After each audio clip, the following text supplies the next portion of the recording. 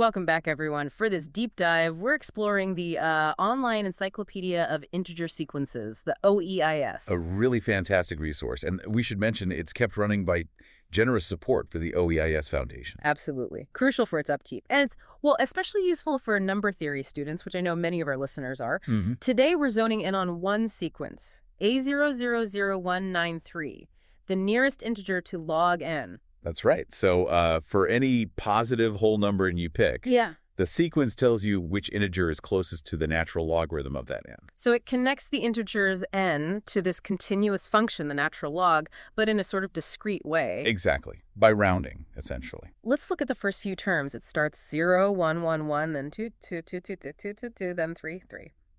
You see these stretches, these plateaus where the number doesn't change. Right.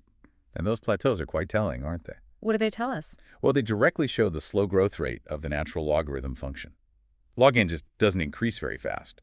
Ah, okay. So for several integers in a row, their natural logs are all still closest to the same whole number. Precisely. Like for n2, 3, and 4, log n is closer to 1 than it is to 0 or 2, hence the run of ones. Until eventually log n gets big enough to cross the halfway point, say 1.5, and then the nearest integer becomes 2. Exactly. That's when you see the jump in the sequence. It's like rounding to the nearest whole number. Got it. It's a neat visualization. The OEIS page also gives code snippets, Maple, Mathematica, Pari, Haskell. Yeah, and that's really useful. People like Paulo Zausa for Mathematica, Reinhard Zoomkeller for Haskell, they've contributed these. Why is having the code there so important? Well, a couple of reasons. First, it makes it practical. You, as a student, can actually compute the sequence yourself, play with it. Right, not just read about it. And second, seeing it implemented in different languages, different paradigms, it sort of underlines the universality of the mathematical idea.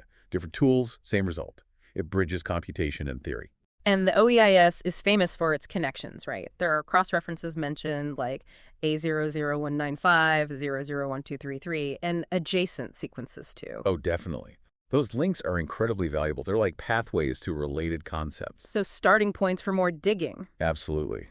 You might look at A00195, which is the nearest integer to n times log 2. See how that behaves differently or similarly. It helps build a bigger picture, connects ideas within number theory. It encourages that broader exploration. The entry uses the keywords non, meaning non-negative, and easy. Does easy mean it's trivial? Not necessarily trivial, but maybe fundamental or straightforward to define. Even easy sequences like this can show interesting properties like the log's growth rate we discussed. So don't overlook the simple ones. Never. There's often depth, even in simplicity. That's a key takeaway from the OEIS, I think. And this sequence entry itself, it's authored by Neil Sloan, the founder of OEIS, and was just recently updated. It shows how active this resource is. It's constantly growing, over 382,000 sequences now. It's a living library. So recapping A000193, it categorizes as integers and based on which whole number their natural logarithm is closest to.